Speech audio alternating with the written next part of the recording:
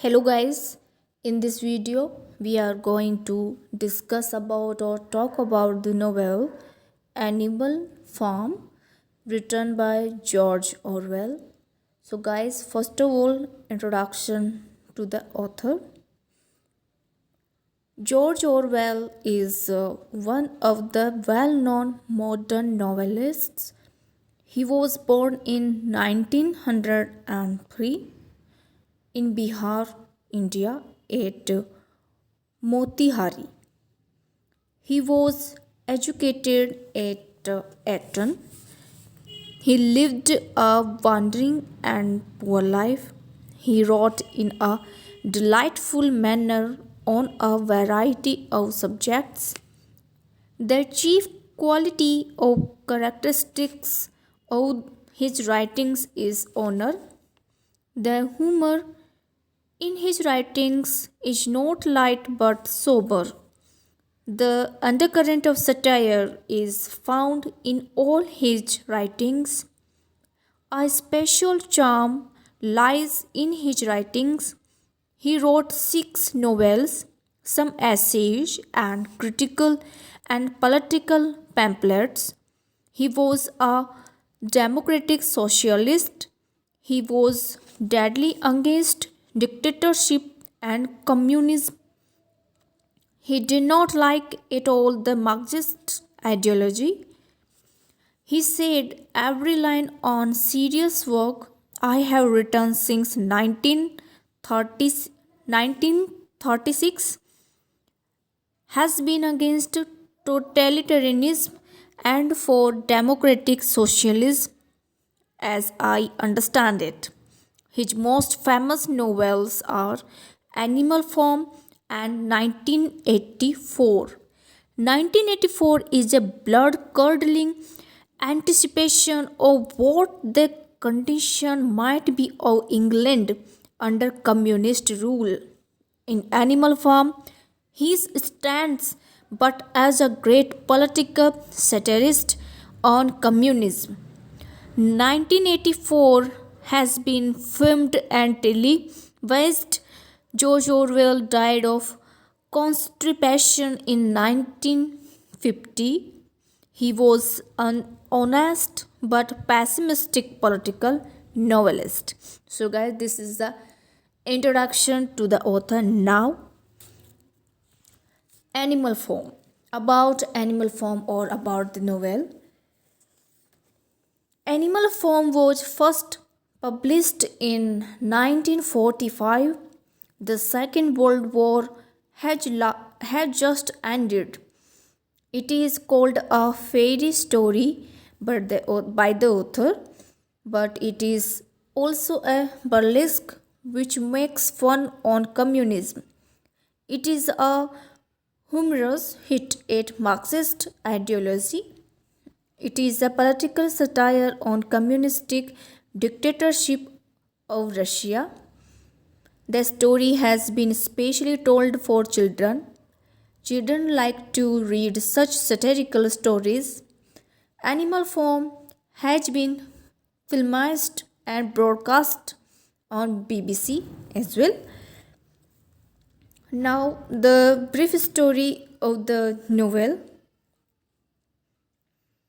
As the name of the book suggests, it is a story of animals. There was a farm in England. It was called Manor Farm.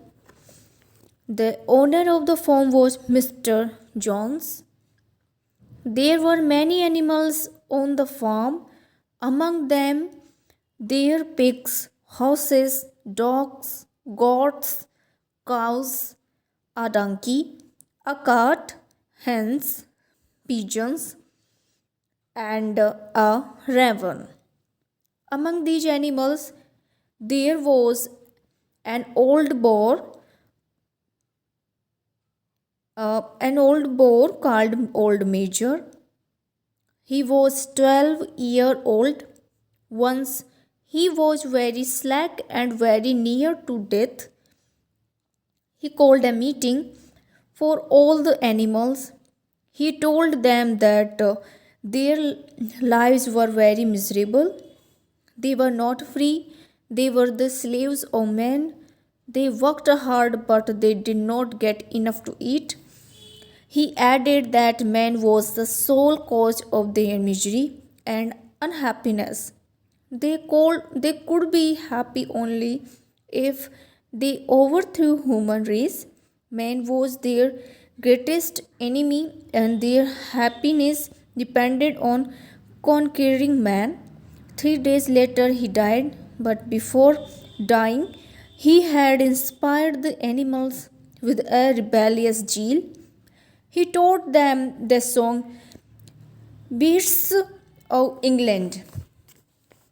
The animals on the manor farm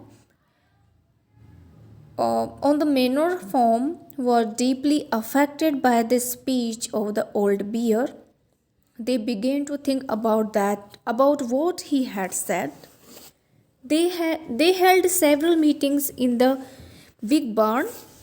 At last, they resolved to rebel against their master. One day, the animals were neglected and were kept hungry.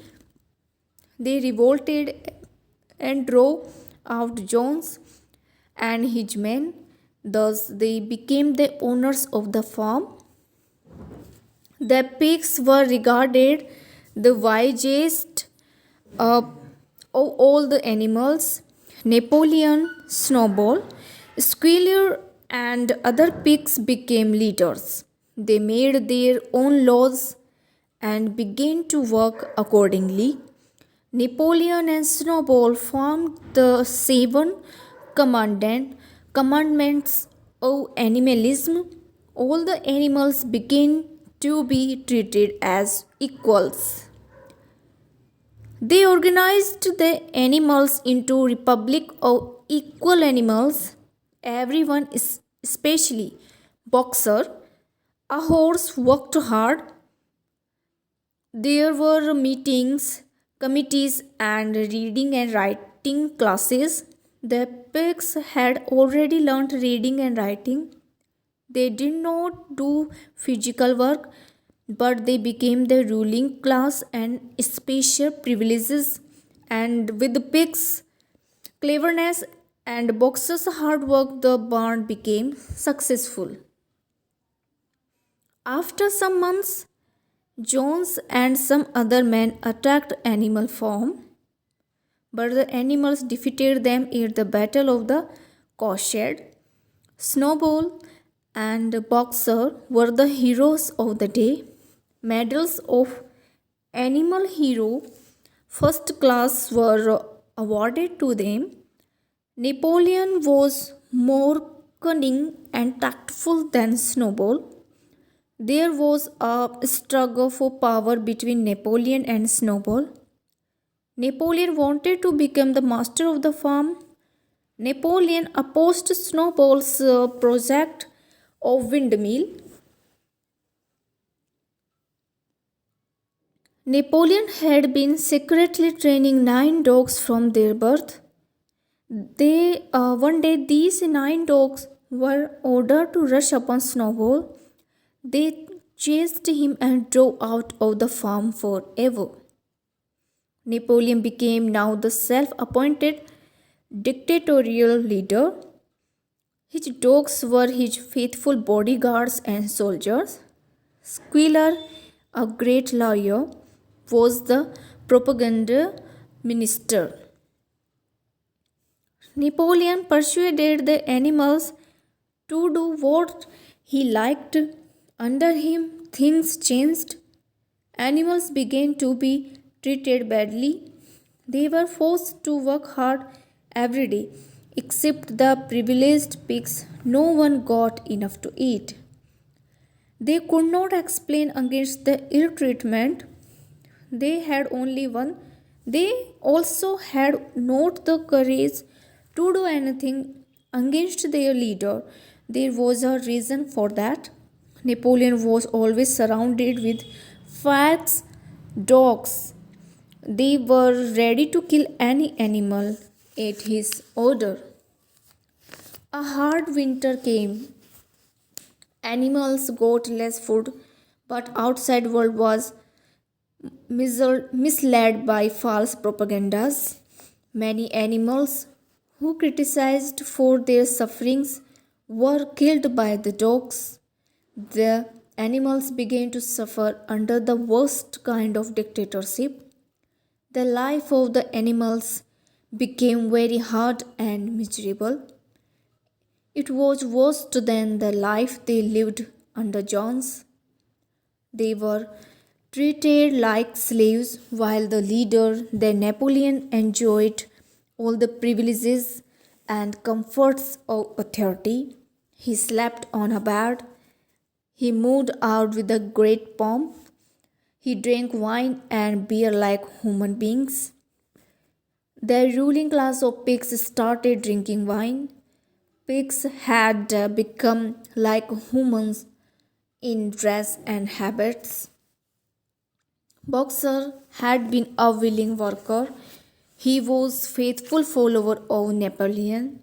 He worked on beyond his strength. One day he collapsed. He was sold to the butcher. But Squealer told the other animals that Boxer had died in the hospital. The pigs held a feast in Boxer's honor. They drank another case of whiskey. Years passed. The Republic of Animals farm grew old. The farm made much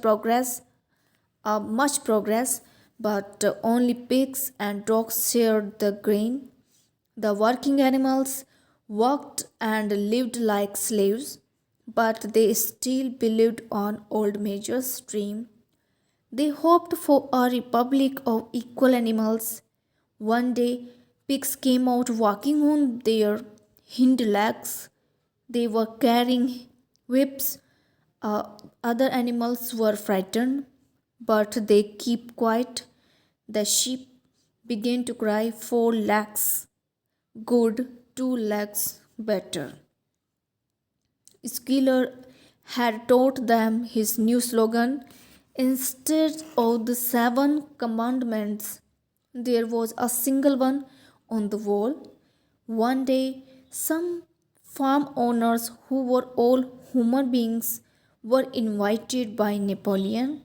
Napoleon and other pigs dined and drank wine with them. Humans and pigs were drinking and playing cards together. Finally, Napoleon made an agreement with them and developed political and commercial relations with man. Napoleon announced several changes. The name of the farm was changed back to Manor Farm. So, guys, this is a short story of the novel Animal Farm written by George Orwell, and about now the Animal Farm like a satire, or this novel is written in a satirical form. So let us know about this. uh, Through this fairy story of Animal Farm, the novelist wants to convey a number of things to us. This fairy story about the animals of Animal Farm is a good nurtured satire upon Marxist and Angst dictatorship.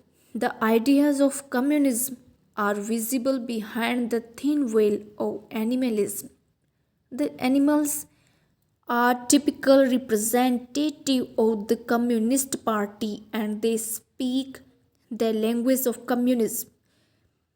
In this story, we get a glimpse of author's anti communist feelings and ideas. The animals act as if they were humans. The novelist made a good nurtured attack on communist Russia and German dictatorship. Animals clearly stand for various classes of man in a dictatorial country, but the outer story is just a cover for the political satire. To understand the satire in animal form, we must recognize the human persons shown by the animals. The following list, or the list that I'm going to tell you, will make it clear. Jones, the Jar of Russia. Now, guys, this is the characters of this novel, and they are representing some real human beings, and they are like, first of all, Jones, the Jar of Russia. Second, Manon form is Russia before the revolution, and animal farm is Russia after the revolution. Old measure is Marx and Lenin both combined, combination of Marx and Lenin. And Napoleon is Stalin and Hitler both, combination of both Stalin and Hitler. And now Snowball is Trotsky, who was driven out by Stalin. And Schiller, a modern propagandist, depicts the ruling class of Communist Party. The dogs, the Polish in Communist Russia. Windmill is the 5-year plans. Boxer is the willing and faithful workers. The sheep, and they are the stupid blind followers. And the rebellion, the October Revolution in Russia. Guys, from this list, there is inner message of the story becomes clear. This list of characters clears the message of this story. The story also serve as a warning against communism. The high hopes of equality of animals at last fall to the ground. The working animals are still like slaves. The pigs become like men who enjoyed privileges and comforts. The grim pictures of the animals suffering under the regime of Napoleon can always serve as a deterrent to the people who advocate our society after Marxist ideals. The story conveys the feeling that a power hungry leader can go to any extent to exploit the common man for his own ends. Society must beware of such power hungry men and opportunists. The story ends on the note that communism is no solution to get rid of political and economic ills of human society. If we resort to communism for betterment of human society, we can only make them brainless creatures who obey orders from above without questioning their own wisdom and soundness. People living under Marxist rule are no better than animals. They do not enjoy liberty of any kind and are not allowed to think for themselves. In this satirical way, the author ends his novel. It shows the real condition of Soviet Russia. The story of Animal Farm covers the story of communist Russia from Marx and Lenin to the present time. Thus, Animal Farm is a masterpiece of political satire. So, guys, this is a full introduction to the author, to the novel, and the underlying satire in this novel. I can explain this in Hindi now. कि ये जो novel है कैसे एक satire है या व्यंग्यात्मक उपहास है. जो कैरेक्टर्स का लिस्ट मैंने बताया वो कहानी में अंतर्निहित संदेश को स्पष्ट करता है। कहानी में या इस नोवेल में साम्यवाद के विरुद्ध चेतावनी देने का भी कार्य किया है राइटर ने। जानवरों की समानता की उच्च आशाएं अंत में भूमिसात हो जाती हैं, जैसे कि मैंने इंग्लिश में बताया अभी कि सभी जानवर, सभी पशु ये कोशिश कर रहे थे कि उन सब में समानता हो, उन सबका स्टैंडर्ड लेवल समान हो, सबके जो पावर्स हैं और सबके प्रिविलेजेस हैं सब इक्वल हो जाएं, लेकिन ऐसा नहीं हो पाता है। काम करने वाले जानवर अब भी दासों की तरह ही रहते हैं। सुअर मनुष्य जैसा आचरण करने लगते हैं और विशेष अधिकारों और सुख सुविधाओं का उपभोग करते हैं। जानवरों की निर्दयतापूर्ण तस्वीर जो नेपोलियन के शासन में दुख भोगते हैं। मार्क्सवादी आदेशों के अनुरूप समाज की संरचना करने के समर्थक लोगों के प्रति भय दिखाकर एक निवारण के रूप में काम करती है। जो नोवेल है वो ये भाव व्यक्त करता है कि एक राजशक्ति अथवा सत्ता का भूखा नेता अपने उद्देश्यों की पूर्ति के लिए किसी भी सीमा पर जनसाधारण का शोषण व उत्पीड़न कर सकता है। समाज को ऐसे राजशक्ति वाले सत्ता को प्राप्त करना चाहते हैं, ऐसे भूखे मनुष्यों और अवसरवादियों से अवश्य सावधान रहना चाहिए। कहानी अंत में यह संदेश देकर समाप्त होती है कि मानव समाज की राजनीतिक और आर्थिक बुराइयों से मुक्ति पाने के लिए साम्यवाद कोई हल अथवा समाधान नहीं है। यदि हम मानव समाज को अच्छा बनाने के लिए साम्यवाद को अपनाते हैं तो हम समाज के मनुष्य को केवल बुद्धिहीन प्राणी बना सकते हैं, जो अपनी बुद्धि को बिना प्रयोग में लाए और बिना उचित या अनुचित विचार किए सत्ता की आज्ञाओं का पालन करते हैं। मार्क्सवादी शासन के अधीन लोग जानवरों से अधिक अच्छे नहीं होते हैं। वे किसी भी प्रकार की स्वतंत्रता का उपभोग नहीं कर सकते हैं और उनको अपने लिए विचारने के लिए अपने विवेक का उपयोग करने का भी अधिकार नहीं दिया जाता है। इस व्यंग्यात्मक तरीके से जॉर्ज ऑरवेल ने इस उपन्यास को समाप्त किया है। वह सोवियत रूस की वास्तविक दशा को दिखलाते हैं। एनिमल फार्म की कहानी साम्यवादी रूस को मार्क्स और लेनिन से लेकर अब तक बताती है। इस प्रकार एनिमल फार्म राजनीतिक व्यंग है और राजनीतिक व्यंग का एक बहुत अच्छा उदाहरण है। सो गाइस, आपको पता हो चल गया होगा कि that this is a very beautiful novel and is a very beautiful example of satire, political satire written by George Orwell. You must read it out and understand its real meaning or underlying meaning and enjoy it. Thank you.